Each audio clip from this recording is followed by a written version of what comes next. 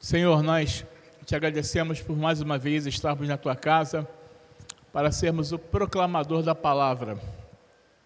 Assim como tu já falaste ao meu coração, fale ao coração da tua igreja.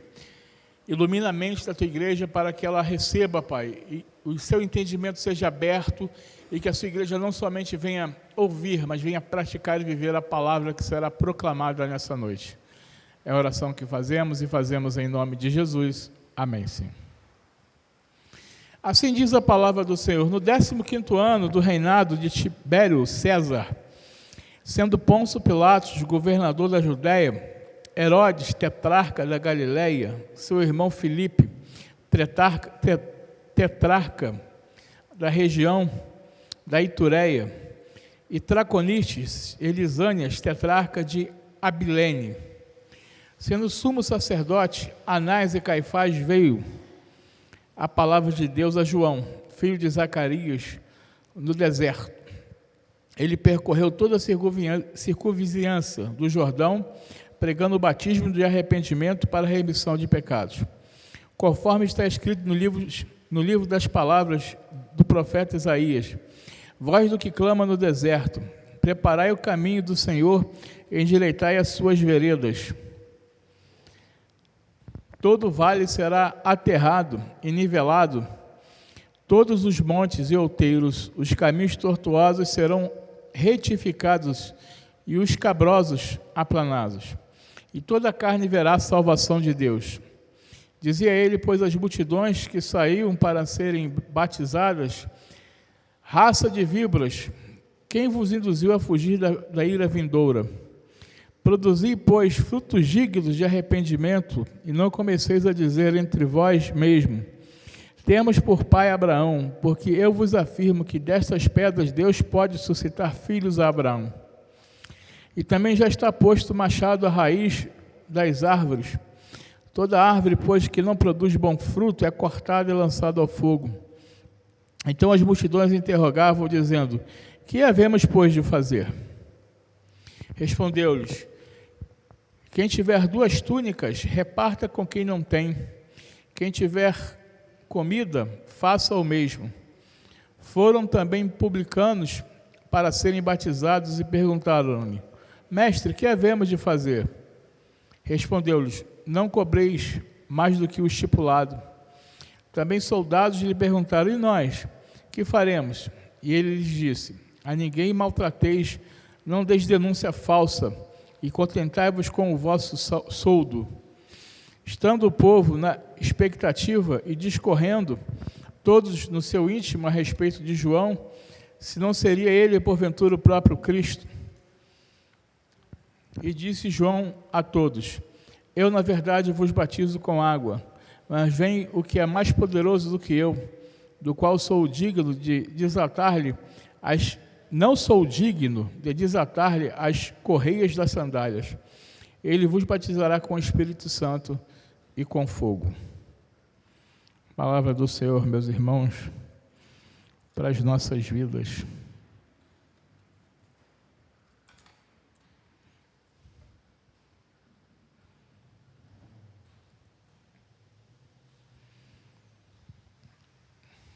Quando eu busquei nos meus arquivos um sermão que eu pudesse compartilhar com a igreja nessa noite, nós estamos comemorando o Natal e é um momento de reflexão do povo de Deus a refletir de fato o que é o Natal. E aí a gente chega no final do ano, a gente começa a fazer planos para o ano seguinte. Vou guardar dinheiro para comprar um carro, uma casa, vou começar uma dieta, só lá pelo dia 4 de janeiro, porque até tem as festas de fim de ano, né? Não é, Tamires? Aqui fala soborô, não é isso? Que se fala? Lá no Rio é enterro dos ossos. É isso mesmo, enterro dos ossos. Enterra os ossos da comida do dia anterior. Então, Aí sempre assim, né? Vamos esperar passar as festas e tal, que eu vou começar a malhar, correr, caminhar, fazer uma dieta, fechar a boca, né? Planos. A gente faz planos. Porque um ciclo se fecha. Um ano se fechou. O ano se passou. E esse ano, em especial, foi um ano difícil. Um ano de muita preocupação. Um ano de muito desapontamento. Um ano de muitas perdas. Graças a Deus, Deus é tão misericordioso com a nossa igreja que nós não tivemos perda nenhuma. Graças a Deus, a Ele, louvado seja o nome do Senhor. Nós não tivemos nenhuma perda. Isso não é mérito do conselho da igreja.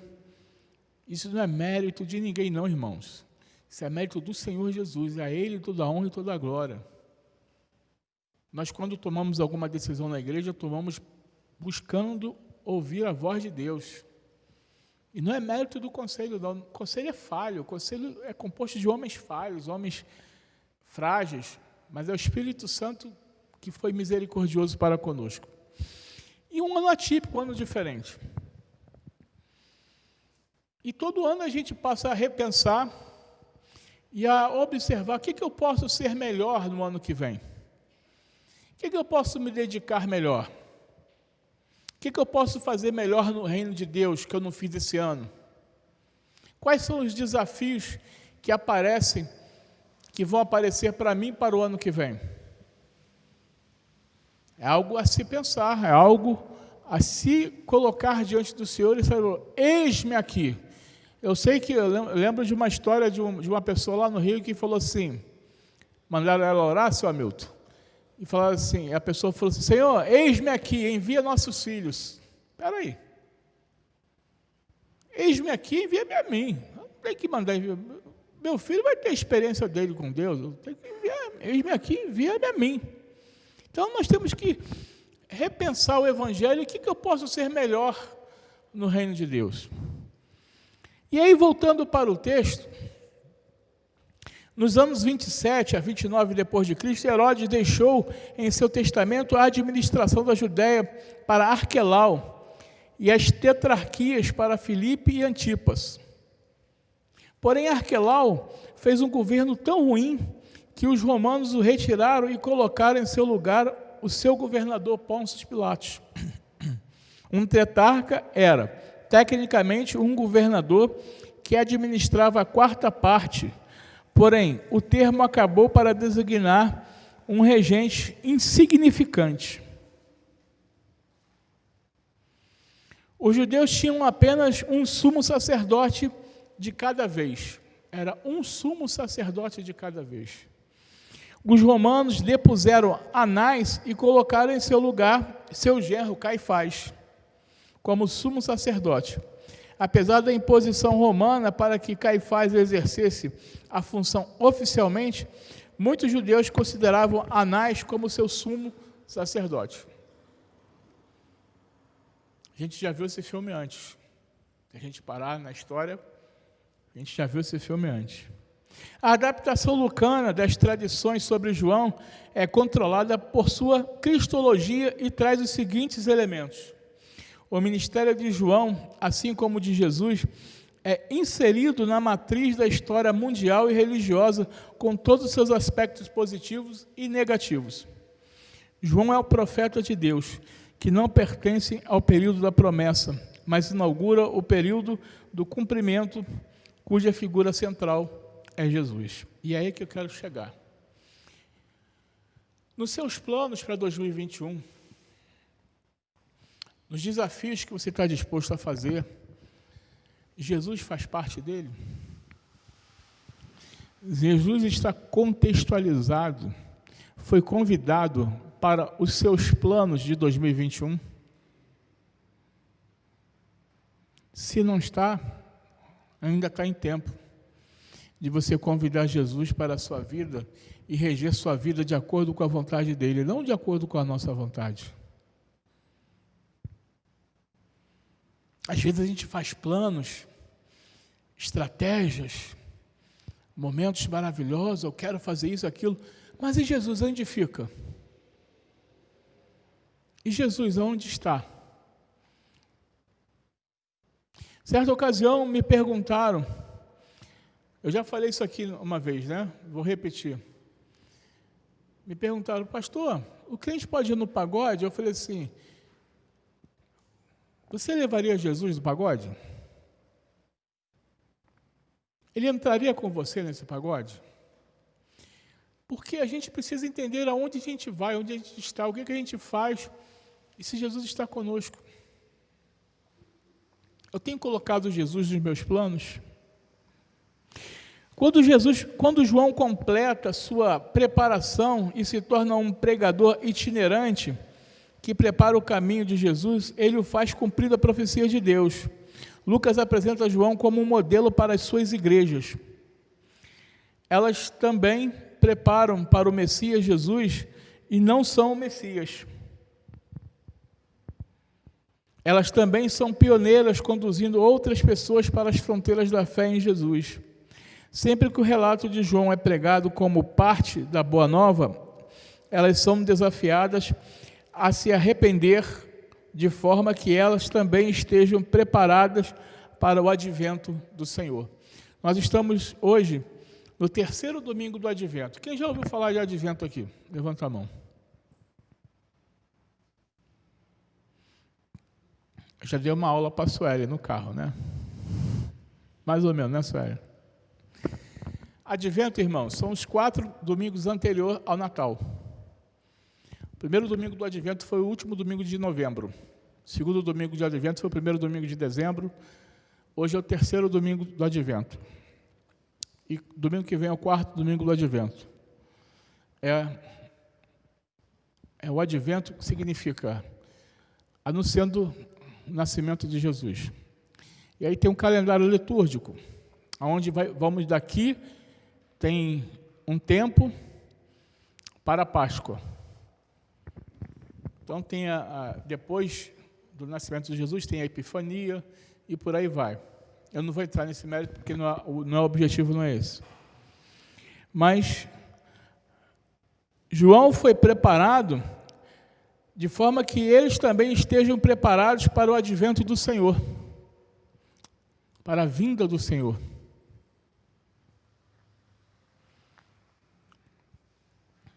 E nós temos que estar preparados. E eu quero convidar você a meditar no seguinte tema dessa noite.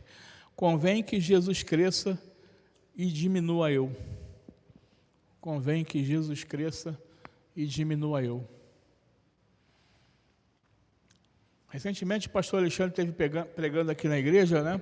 Falando sobre a questão do fazer, do querer estar à frente, do querer estar em evidência.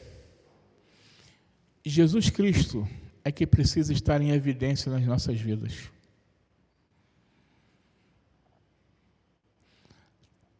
Tem um ditado que diz que o que a mão direita dá, a mão esquerda não vê. O que você faz no reino de Deus não precisa ser propagado e anunciado aos 4 cantos. Faça em silêncio. Ore em silêncio. Esteja disponível em silêncio. Deixa que Cristo apareça. Deixa que Cristo seja o exaltado, o adorado. Porque às vezes, irmãos, nós falamos automaticamente, mas é uma verdade. Tudo que nós fazemos é para a honra e glória do Senhor Jesus. Nós não somos absolutamente nada. E uma coisa eu quero dizer para você nessa noite, meu irmão e minha irmã. Já falei aqui várias vezes, não deposite as suas expectativas no pastor. O pastor pode errar, pode falhar, pode decepcionar. O único que não decepciona é Jesus Cristo. E uma coisa que eu vou dizer, eu não sou filho de pastor, mas eu sou neto de presbítero, filho de presbítero e irmão de presbítero. E esse lema sempre foi latente na minha mente. O pastor vai, a igreja fica. Um dia eu vou embora, não sei quando, mas a igreja do Senhor Jesus vai ficar aqui. Vai passar 50 anos de novo, e a igreja vai estar estabelecida aqui. E ontem eu falei da OMP. Que geração nós estamos construindo? O que nós estamos ensinando para os nossos filhos, os nossos netos?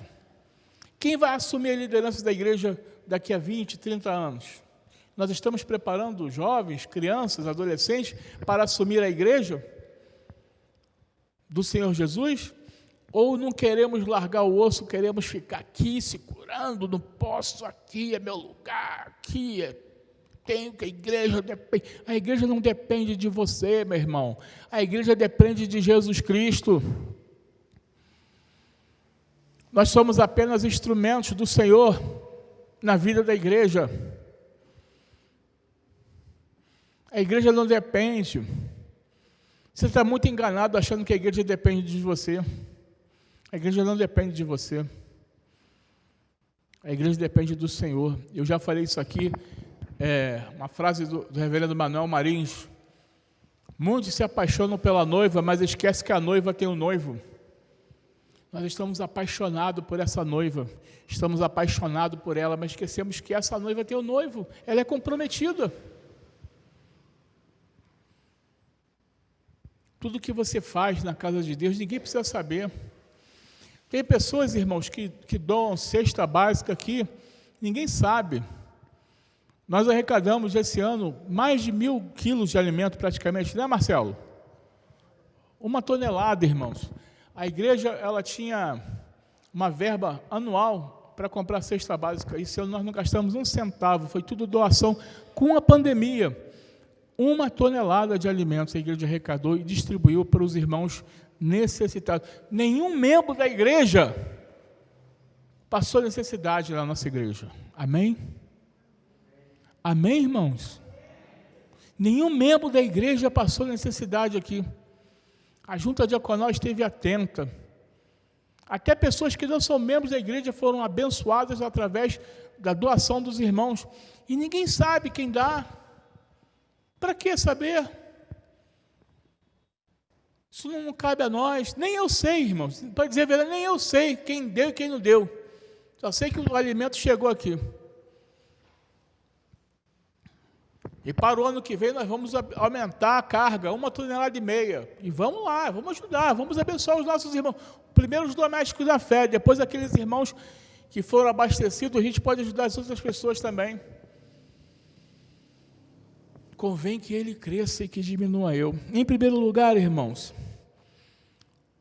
nós observaremos que o chamado de João é para pregar o caminho do Senhor. João foi chamado para pregar o caminho do Senhor. João Batista pregava o batismo pela água, não de perdão ou contrição, mas para a remissão dos pecados, Lucas 3:3, e se declarava um precursor daquele que iria batizar com o Espírito Santo e com fogo, Lucas 3:16. Ao fazê-lo, ele estava preparando o caminho para o Senhor. Jesus veio até o Rio Jordão, onde ele foi batizado por João.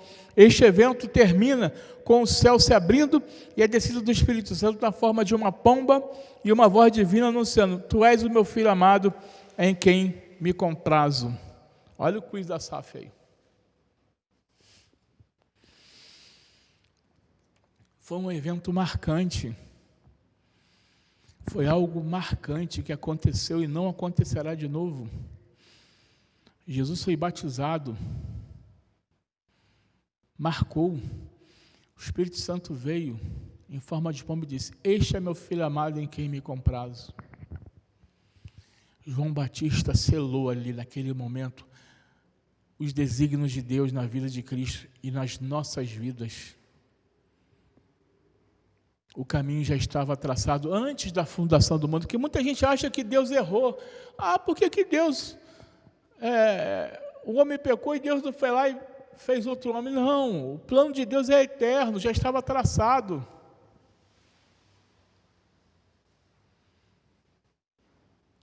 Já estava tudo traçado.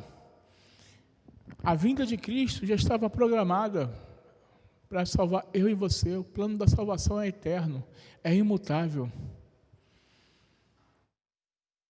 E esse evento foi um evento histórico, um evento onde o batismo de Jesus simboliza o sacramento, a afirmação de que todos nós precisamos ser um dia batizados, quer ser quando criança, quando adulto, mas todos nós precisamos ser batizados. Porque a palavra de Deus diz: todo aquele que me confessar diante dos homens, eu o confessarei diante do Pai. Batismo não salva ninguém, irmãos, mas o batismo é a confirmação de que você confessa Jesus como seu Senhor e Salvador da sua vida.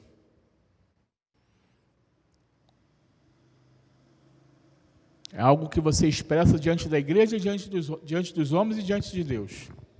E estava ali sacramentado o batismo, a evidência do batismo, que Jesus viria para batizar com o Espírito Santo. Mais à frente nós vamos explicar que batismo do Espírito Santo é esse.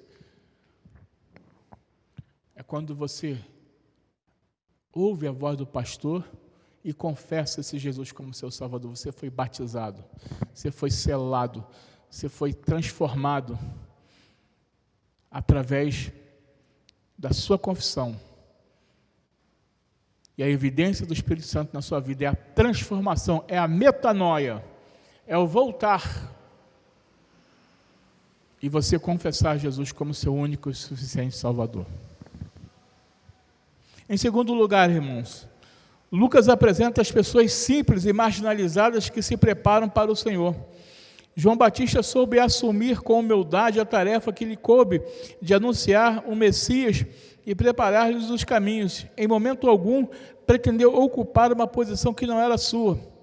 A declaração: é necessário que ele cresça e eu diminua, sintetiza a sua consciência de precursor. Se nós voltarmos para o texto, nós vamos ver aqui que o texto diz, a partir do verso 7, dizia ele, pois, às multidões que saíram para serem batizadas: raça de víboras, que vos induziu a fugir da ira vindoura? Produzi, pois, frutos dignos de arrependimento, e não comeceis a dizer entre vós mesmos: temos por pai Abraão, porque eu vos afirmo que dessas pedras Deus pode suscitar filhos a Abraão. Ou seja, Deus não depende de você para fazer a obra dele. Deus suscita das pedras para fazer a obra dele. Ele usa quem ele quer. Você que se acha muito importante, que se acha insubstituível, que se acha o tal, você não é nada. Eu não sou nada. Você não é nada diante da glória de Deus para as nossas vidas. Nós precisamos ter essa consciência que nós não somos absolutamente nada. E também já está posto o machado à raiz das árvores. Toda árvore, pois, que não produz bom fruto, é cortada e lançada ao fogo. E eu quero perguntar: que fruto você tem produzido? Que evangelho você tem pregado? Que testemunho você tem dado? Algo que nós precisamos parar para pensar, meus irmãos. Que fruto eu tenho produzido? Quantas pessoas conheceram Jesus através do meu relacionamento? Onde eu falei para a mocidade, relacionamento. Nós precisamos ter relacionamento, bons relacionamentos. E precisamos saber nos colocar no nosso lugar. Eu já falei aqui, quando eu sou convidado para pregar numa igreja, eu não chego e não sento no primeiro banco, não. Mesmo sendo pregador da noite, eu sento lá no último banco. Eu espero ser convidado. Isso é algo que eu aprendi na minha vida, e a palavra de Deus fala sobre isso. Para que você não venha sentar no primeiro, tem que sair para ir lá por último. Ser convidado a se retirar.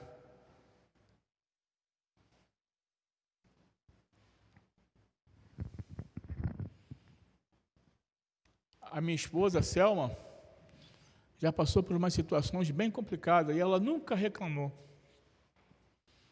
Nunca abriu a boca para reclamar, para falar. Em certa ocasião, eu não sei qual dos filhos dela, não lembro, estava com chinelo com prego. Ela não tinha dinheiro para comprar um chinelo. E ela sempre foi muito alegre, feliz, nunca foi de se fazer de vítima, sempre na igreja, trabalhando, nunca se expôs, nunca quis ostentação, nunca quis aparecer. A minha esposa, ela é uma mulher maravilhosa. Hoje é dia da esposa, né? Do pastor. Então, é uma pessoa, a Selma é uma pessoa que é o meu sustento, é a minha coluna. E aí, num domingo, um irmão virou para ela e falou assim: irmã Selma, eu preciso entregar esse envelope à senhora, porque hoje eu vou dormir em paz. O senhor estava me incomodando. Há quase uma semana eu não durmo direito, porque o senhor me incomoda. Está aqui esse envelope para a senhora. Ela sempre foi muito risonha, né, irmão? Obrigado e tal. Quando ela abriu, o filhinho dela com chinelo marcado de prego. Quando ela abriu, era R$50, e era o dinheiro que ela precisava comprar para comprar o chinelo do filho dela. Irmãos, nós não precisamos viver uma vida de murmuração, uma vida de vitimismo. Nós precisamos viver uma vida no altar do Senhor, reconhecendo a soberania dele na nossa vida e procurar dar frutos a 30, a 60 e a 100 por um. E então as multidões interrogavam, dizendo: o que havemos, pois, de fazer? Eles estavam perdidos, não tinham o que fazer. Respondeu-lhe: quem tiver 2 túnicas, reparta com quem não tem. Quem tiver comida, faça o mesmo. E é isso que a gente precisa fazer, irmãos: olhar para o nosso próximo, abençoar o nosso próximo. Foi o que eu acabei de falar, nós arrecadamos mais de 1 tonelada de alimento, nós abençoamos muitas vidas. Precisamos repartir o que nós temos. E depois foram também os publicanos para serem batizados e perguntaram: mestre, que havemos de fazer? Respondeu-lhes: não cobreis mais do que estipulado. Outra lição para os publicanos que cobravam impostos. Também soldados lhe perguntaram: e nós, que faremos? E ele lhe disse: a ninguém maltrateis, não deis denúncia falsa, e contentáveis com o vosso soldo. Olha só que exemplo, irmãos. Parece que eu estou vendo o Brasil de hoje, de 2020. Parece que eu estou vendo o Brasil de hoje.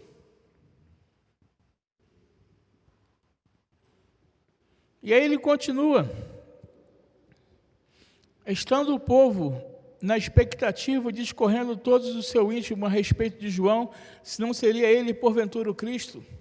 E aí é que está, irmãos. Nós precisamos ser crentes bereanos. Vocês não sabem o que significa ser um bereano? Alguém sabe aqui o que significa ser um crente bereano? Sim ou não, irmãos? A Jéssica balançou dizendo que sim, né? Mais alguém? Crente bereano, irmãos, é aquele crente que quando você fala alguma coisa, ele vai lá na Bíblia ver se o pastor está falando certo. Eles já queriam colocar João Batista no lugar de Cristo. Olha só. E é assim que hoje as igrejas estão fazendo, colocando apóstolos, bispos, no lugar central, onde é Cristo que tem que ser colocado, onde é Cristo que tem que ser adorado. As pessoas estão colocando, estão adorando o homem. Eles já queriam colocar João Batista como Cristo.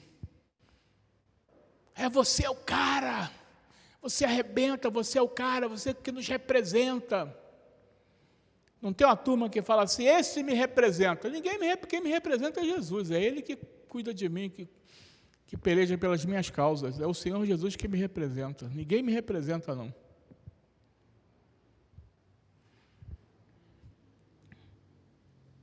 Disse João a todos: eu, na verdade, vos batizo com água, mas vem o que é mais poderoso do que eu, do que qual não sou digno de desatar-lhes as correias das sandálias. Ele vos batizará com o Espírito Santo e com fogo. Olha só que humildade desse homem. Que caráter, que vida com Deus que esse homem tinha. Eu não sou digno de desatar as sandálias. Olha como João Batista se coloca. Ele rechaça todo tipo de orgulho, de soberba daquele pessoal que já queria colocar ele no lugar de Cristo.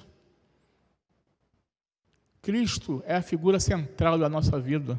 O nosso culto é um culto cristocêntrico, não é um culto antropocêntrico, onde o homem é adorado. Se vocês repararem, eu só dou os avisos depois da bênção apostólica. Aí tem um pós-lúdio só para encerrar o culto. Por quê? Aviso não faz parte de culto. O culto é do Senhor. A Ele toda a honra, toda a glória e todo louvor. Nós não podemos admitir, seja quem for, seja adorado, seja homenageado, seja falado, a não ser Cristo. Portanto, sempre que a gente tem que fazer alguma homenagem, alguma coisa, um carinho, é sempre depois da bênção apostólica. Aí sim, aí faz como nós fizemos aqui com o reverendo Alexandre, com a sua esposa Andréia, a gente faz, abre o espaço, aí depois o pós-lúdio termina. Mas aí, a bênção, já acabou o culto. Termina com o pós-lúdio para ficar mais assim, né? Mais uma coisa mais organizada. Mas convém que ele cresça e diminua. Em terceiro lugar, irmãos, Lucas apresenta a diferença entre aquele que prepara o caminho do Senhor e o Messias. Existe uma diferença entre aquele que prepara o caminho do Senhor e o Messias. O apóstolo do reino pode esquecer que está a serviço do projeto de Deus e cair numa tentação de se dar a importância excessiva. Há quem chame tanta atenção para si a ponto de obscurecer a figura de Jesus, esquecendo-se da dignidade fundamental de ser discípulo de Jesus. Nós temos visto aí muitas pessoas se acharem importante, se acharem os tais. Não é nada, irmão. Você vai para debaixo da terra, no mesmo lugar que o outro. Nós não somos nada, do pó viemos, ao pó voltaremos, bendito seja o nome do Senhor. O dia que você vê eu tratar alguém mal, com soberba, pode falar comigo, você tem todo o direito. Eu sou o menor de todos. Eu sou o menor de todos. É óbvio que a gente vai ter pensamentos diferentes. Eu não sou obrigado a concordar com tudo que a Ana fala, nem ela é obrigada a concordar com tudo que eu falo. Quando a gente discute do campo das ideias, a gente discute com respeito e com amor, com educação, mas nada me diz que eu possa discordar da Ana e ela discordar de mim com respeito. Eu não tenho a pretensão de concordar com tudo que a Carmelita fala, e nem ela comigo, mas a gente tem que se respeitar. E a gente tem que colocar os nossos posicionamentos com respeito e com amor. E é isso que a gente tem que ser, postura. Agora, soberba não. Achar que é o tal, não. Achar que a igreja depende de mim para sobreviver. Não, a igreja depende do Senhor Jesus. É Ele que é o cabeça da igreja. É Ele que é o dono da igreja. A igreja não tem dono, irmãos. A igreja não tem dono. O dono da igreja se chama Jesus. Ele que é o cabeça da igreja. E em quarto e último lugar, irmãos, Lucas conclui a apresentação de João. Recordar João Batista pode ser útil para quem, de fato, quer diminuir para que Cristo cresça. Foi o que o João Batista fez. Quando começaram a querer dizer que ele era o Cristo, ele rechaçou qualquer possibilidade. Não, é o Senhor, aquele que vai vir, eu batizo com arrependimento, aquele virá que vai batizar com o Espírito Santo e com fogo. É esse batismo que nós queremos. A atuação do Espírito Santo na minha vida e na sua vida. Preciso ser usado pelo Espírito Santo. Eu preciso deixar o Espírito Santo agir, ouvir a voz do Espírito Santo e saber que Ele conduz a minha vida. Concluindo então, irmãos, o sermão dessa noite. Precisamos buscar o exemplo de João Batista e anunciar o Evangelho de Cristo, colocando Cristo como figura central de nossas vidas, buscando ser totalmente dependente dele em nossas vidas. É isso que a gente aprende, sai daqui nessa noite. Eu preciso deixar Cristo ser a figura central. Foi a pergunta que eu fiz lá no início do sermão. Jesus está nos seus planos para 2021? Quando você tem orado, você tem colocado Jesus nos seus planos para 2021? Você tem colocado Ele como figura central e pedido a Ele orientação para você tomar as decisões corretas? É momento de nós refletirmos e deixar que o Espírito Santo, Cristo, seja a figura central da nossa vida. Que o Senhor nos abençoe.